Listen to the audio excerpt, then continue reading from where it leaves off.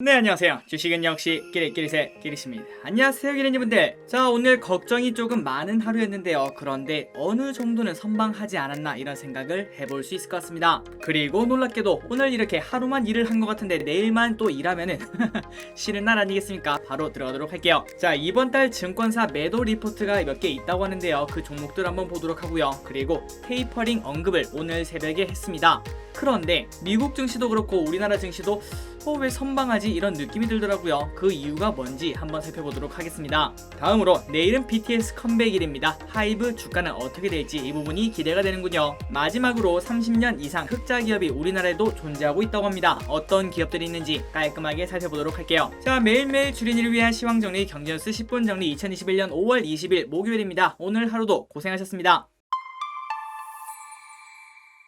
자, 첫 번째 이거를 보여드릴 때마다 뭔가 좀 민망하기도 하고 그 다음에 야, 이 사람들은 도대체 뭔데 나를 따라할까 이런 생각도 해보고 있습니다. 그리고 앞으로도 몇 번 정도는 자주 이렇게 말씀을 드릴 것 같은데요. 일단 저 기릿은 절대 이런 걸 하지 않고요. 지금 이렇게 기릿의 주식 노트하고 경제적 자유와 부자를 꿈꾸는 분들을 위한 고급 정보를 공유하고 저 고급 정보 없습니다. 여러분들 속지 마시고요. 그리고 아래 보시면 매매 기법, 실시간 차트, 종목 분석, 무료 리딩. 야, 이런 거 무료가 어디 있겠습니까? 다 들어가면은 뭐 제일 처음에 어쩌고저쩌고 말한 다음에 뭐 월 얼마씩 이렇게 내라고 할 겁니다. 당연히 사기라는 걸 알려드리도록 하고요.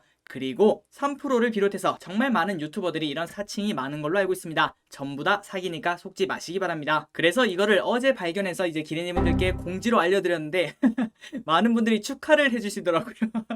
그래서 혼자 좀 이게 기분이 좋아야 되는 일인가라는 뭐 고민은 했지만 어쨌든 뭐 그만큼 많은 분들이 저의 영상을 시청해 주신다는 말이니까 더 열심히 더 그 책임감을 가지고 공부하도록 하겠습니다. 자, 조금 길었죠? 바로 들어가도록 할게요. 자, 오늘 장 정리 코스피는 0.4% 하락, 그 다음에 코스닥은 0.2% 상승으로 마감이 되는 걸 확인할 수 있습니다. 자, 아까도 말씀드렸다시피 어제 같은 경우에 좀 걱정이 많았거든요. 비트코인을 비롯한 많은 코인들이 마이너스 10몇 프로, 20몇 프로 이런 식으로 떨어지고 있는 와중에 게다가 나스닥마저 마이너스 2% 가까이 떨어지는 걸 확인할 수 있었습니다. 그래서 많은 분들이 걱정을 하셨으리라 그렇게 생각이 되는데요. 하지만 미국장이 끝날 때쯤 나스닥 같은 경우에는 거의 보합으로 마감이 되는 걸 확인할 수 있었죠. 정말 다행히도 우리가 자는 시간에 미국장에서 회복을 했기 때문에 오늘 우리 코스피가 이렇게 선방을 할 수 있지 않았나 이런 생각을 해볼 수 있을 것 같습니다. 자, 코스피는 300개 상승, 그 다음에 500개 하락이고요. 그 다음에 코스닥은 650 상승, 650 하락. 거의 반만 정도 오르고 내렸다 이렇게 생각하시면 될 것 같습니다. 자, 다음으로 매동을 보시면은 외국인들은 또 6천억 매도를 하고 있고요. 그리고 기관은 2천억 가까이 매도를 하고 있습니다. 그리고 화요일날 우리 증시를 끌어올렸던 주체였던 금융투자가 오늘은 매도로 돌아선 걸 확인할 수 있네요. 그리고 오늘은 연기금은 조금 매도하는 걸 확인할 수 있습니다. 자, 다음으로 미국장을 보도록 하겠습니다. 아까도 말씀드렸다시피 미국장이 다행히 이렇게 우상향하면서 끝났기 때문에 우리 장에 그렇게 큰 피해가 없었다라고 볼 수 있을 것 같은데요.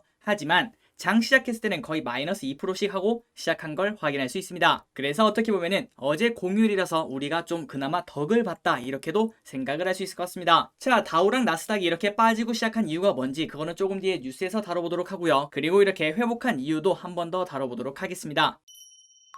자, 오늘의 특징주를 보도록 하겠습니다. 샘CNS 오늘 상한가를 갔습니다. 따상이라고 할 수는 없습니다. 따블 또 시작하지 않았고 오히려 처음에는 조금 빠지고 시작을 했죠. 그리고 난 다음에 서서히 오르고 시작하더니 결국 마지막에는 상한가로 마감되는 걸 확인할 수 있네요. 최근 IPO에 대해서 투자 심리가 좋지 않아 처음에 조금 빠지고 시작하다가 야, 그런데도 불구하고 이 샘CNS는 좀 좋은 회사 아닌가 이런 투자 심리가 반영된 거 아닌가 이렇게 생각을 해볼 수 있을 것 같습니다. 그리고 저 기릿은 샘CNS를 9개를 배정받았죠. 그런데 저는 항상 9시 5분에 매도하기 때문에 오늘 또 조금 손해봤다 이렇게 말할 수 있겠네요. 자, 높은 가격에 매도하신 기린이분들 진심으로 축하드립니다. 다음으로는 HPO를 보도록 하겠습니다. 최근 들어서 이제 이런 흐름이 나오는 것 같습니다. 처음에 상장했을 때는 힘이 없이 쭉 떨어지다가 슬금슬금 올라가는 그런 흐름을 보여주고 있는데 그런데 우리가 여기서 명심해야 될 게 있죠. 어쨌든 공모주 시작하고 한 달간은 건드는 거 아닙니다. 이런 식으로 슬슬 꼬시면서 야, 우리 올라간다 야, 공모가 22,200원까지 올라간다 이런 식의 흐름을 보여줄 수 있지만 실제로 올라갈지 안 올라갈지 우리가 어떻게 하겠습니까? 그러니까 혹시나 상장하고 난 다음에 이런 식으로 막 상한가를 가기도 하고 그 다음에 슬금슬금 올라가는 흐름이 보이니까 다른 기업들도 그러겠지 라고 생각하고 무작정 매수하는 거는 안 좋은 결과가 있을 수 있습니다. 그러니까 그 부분은 꼭 리스크 관리를 하시기 바래요. 그리고 참고로 내일은 삼성 SNC가 상장하는 날이죠. 저 기릿은 한 개도 받지 못했기 때문에 아마 내일은 좀 많이 올라가지 않을까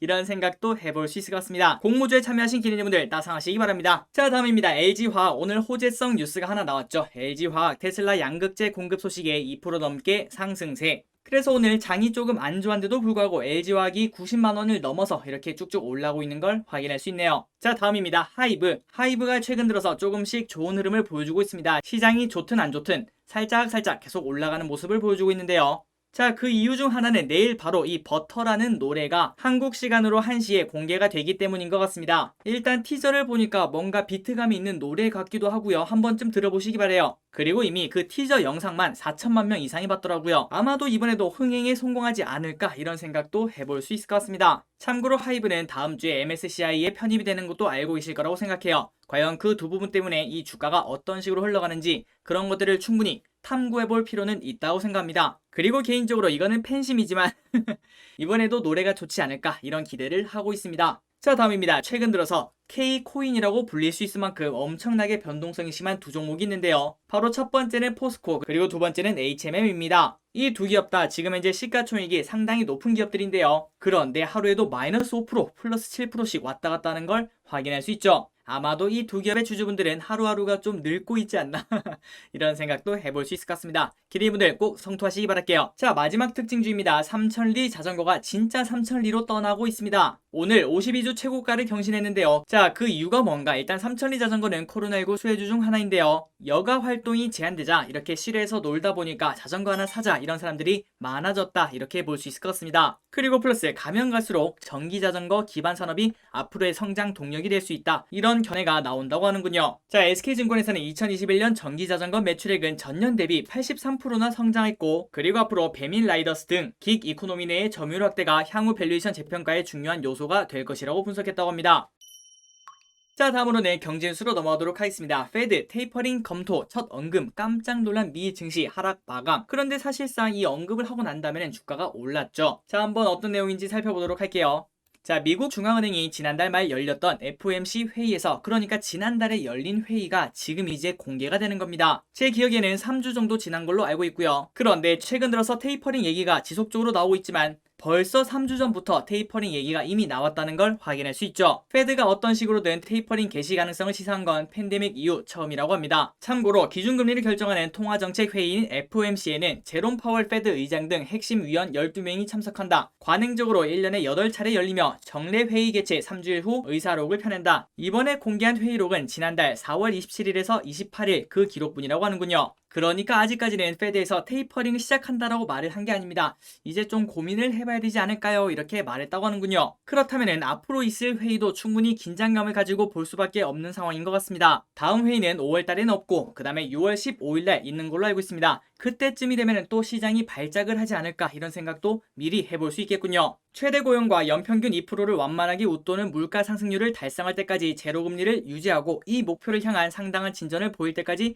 자산 매입 속도를 지키겠다는 게 페드의 기본 방침이라고 합니다. 하지만 지난달 물가가 급등했죠. 4.2%나 상승했습니다. 야, 그러면은 이거 2% 넘게 오르는 거 아니냐? 이런 의견이 나온다고 하는 거죠. 그리고 그 우려가 이번 페드 회의에서 나왔다는 걸 확인할 수 있었네요. 자, 그러니까 지금까지 정리하자면은 결국 테이퍼링 얘기는 나올 것이고 그 다음에 이제 초일기에 들어갔다라고 생각을 해볼 수 있겠죠. 그런데 가장 중요한 거는 언제 일어날지 모른다는 겁니다. 그래서 FOMC 회의가 있을 때쯤이면은 주가가 미리 쭉쭉 빠질 수도 있다라고 생각을 해볼 수 있겠죠. 그러니 이 부분 때문에 테이퍼링이 시작할 때까지는 조금씩 리스크 관리를 해야 되지 않나 이런 생각을 해볼 수 있겠네요. 자, 다음 뉴스입니다. 키움증권은 매수 리포트만 낸다. 99.4%가 매수 일색. 이 부분은 좀 바뀌어야 되지 않나 이런 생각을 해볼 수 있겠네요. 자, 여기 보시면은 99.4%로 키움증권은 모두가 매수인 걸 확인할 수 있고요. 그리고 신한금융은 95, 하나금융은 93. 참고로 가장 낮은 거는 NH가 74% 확률로 매수를 내고 나머지는 중립 혹은 매도를 낸다고 합니다. 자, 증시 변동성이 커졌지만 국내 증권사는 매수 일색인 기업 분석 리포트만 발간하고 있어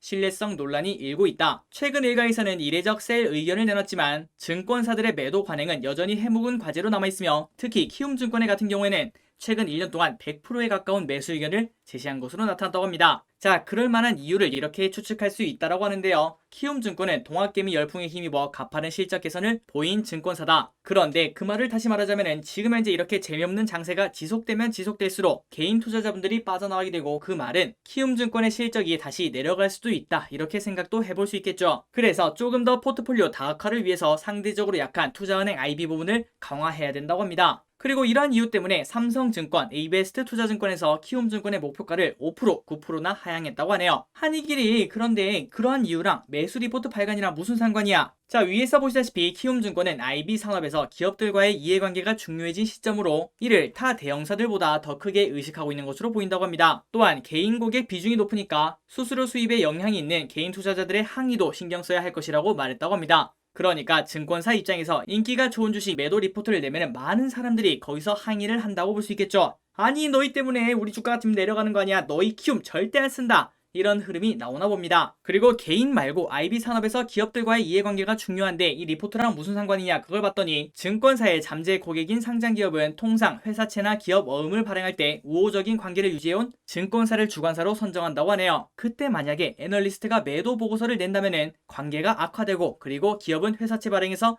해당 증권사를 배제하는 등 실력 행사를 감행할 수도 있다고 합니다. 또한 리포트를 내려면 그 회사에 가서 막 이것저것 물어보고 해야 되잖아요. 그런데 특정 기업에 대해서 매도 의견을 낼 경우 기업으로부터 출입을 거절당하는 불이익을 받거나 고급 정보를 얻기 힘들다는 이유도 존재한다고 합니다. 자, 이러한 이유 때문에 매도 리포트를 내기가 어려운 점이 있다고 합니다. 충분히 이해가 될 수는 있겠지만, 그러나 투자회사라면은 할 말은 해야 되지 않나, 이런 생각을 해볼 수 있겠네요.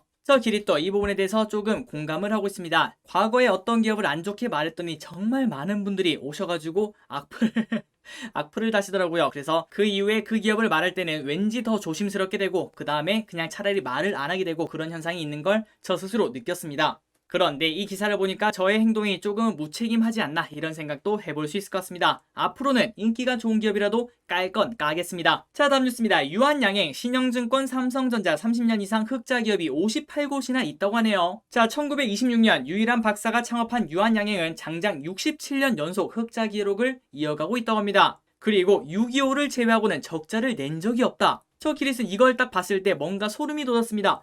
와, 진짜 멋있는 말이다, 이런 생각이 들었거든요. 그리고 2014년 제약업계에서는 최초로 매출 1조 원을 넘어섰다고 하네요. 자, 유한양행을 포함해서 30년 연속 흑자를 기록한 59개 기업은 코스피 상장 기업의 2.6%에 그친다고 합니다. 장기 연속 흑자 기업의 자리를 지키는 것은 쉬운 일이 당연히 아니겠죠. 국난이라고 했던 1997년 외환위기와 그 다음에 2008년 글로벌 금융위기 때도 이익을 냈다는 뜻이다. 증권업계 전문가들은 이들의 공통점은 한 우물을 파는 장인 기업, 그리고 내수를 기반으로 하는 단단한 사업구조, 안정적인 경영권 유지, 이 세 가지를 꼽았다고 하네요. 그리고 이걸 보고 저 기릿은 놀랐습니다. 40년 흑자 기업인 강남 제비스코는 제비표 페인트로 알려진 곳이다. 지난 1952년 창립 이후 페인트 한 분야에만 매진해왔으며, 역시 40년 흑자 기업인 경농은 농약 전문 기업으로 이어왔다고 합니다. 참고로 이 경농은 한 3년 전에 대북주가 유행했을 때 한때 대장주의 자리에 있던 그런 농약 전문 기업이거든요. 그런데 이 기업이 이렇게 역사가 깊은 기업인 줄은 지금 처음 알았습니다. 자, 이어서 보자면 30년 이상 흑자 기업 리스트에는 삼성전자 40년, 삼성물산 50년, 삼성화재 48년, 제일기획 35년, S1 등 삼성그룹 계열사들이 있고요. 포스코, LG, CJ, SK텔레콤, 신세계 등 대기업들도 30년 이상 흑자를 내놓고 있다고 합니다. 참고로 미국에서 40년 이상 흑자를 낸 기업은 8곳이라고 합니다. 코카콜라, 맥도날드, 3M, 월마트, 홈디포, 존슨앤존슨, 머크, 화이자. 자, 다음입니다. 제일제당의 삶지 않는 국수, 쫄깃해지는 면의 전쟁. 이걸 보고 저 기릿은 무조건 먹어봐야겠다, 이런 생각을 했습니다. 이번 주말에 꼭 먹어보도록 할게요. 자, 이렇게 생긴 비빔 유수면을 출시했다고 하는데요. 이게 정말 특이하다고 합니다. 여기 보시면 이렇게 적혀있죠. 이제 끓이지 마세요. 흐르는 물에 1분간 풀어주세요. 이렇게 적혀있습니다. 그러니까 끓이지 않아도 된다는 소리겠죠. 자, 비빔 유수면은 끓는 물에 익힐 필요 없이 재료를 채반에 그대로 놓고 흐르는 물에 1분간 풀어주면 완성할 수 있다고 합니다. 그리고 사전조사를 통해 소비자 목소리도 충실히 반영했다고 하네요. 비빔면 양이 다소 부족하고 부재료가 없어 아쉽다는 의견에 따라 시중 비빔면 1개 반 정도의 넉넉한 양을 담았으며, 또한 애호박, 양파, 당근, 목이버섯 표 광고 아닙니다. 이렇게 몇몇 고명을 넣어서 부재료 추가 없이도 한 끼 식사로 충분하도록 했다. 가격은 2인분 기준 6,480원, 개인적으로 비빔면을 정말 좋아하는데 아마도 싫어하시는 분이 없을 것 같습니다. 그런데 여름에 끓이면 얼마나 덥지 않습니까? 그리고 그걸 또 다시 식혀가지고 그 조리 과정이 생각보다 귀찮더라고요. 하지만 이제는 끓이지 않아도 먹을 수 있는 비빔면이 나왔다고 합니다. 참고로 국내 비빔면 시장은 지난해 1,500억 규모로 가파른 성장세를 보이고 있으며 특히 올여름 역대급 무더위 저 더우면 힘을 못 쓴다고 지난번에 말씀드렸는데 역대급 무더위가 예상되면서 업체 간 경쟁은 더 치열해질 것으로 전망된다고 합니다. 그리고 이렇게 덥다고 하니까 미리 선풍기도 하나 더 사고 그리고 선풍기 관련주도 꼭 공부해봐야 될 것 같습니다.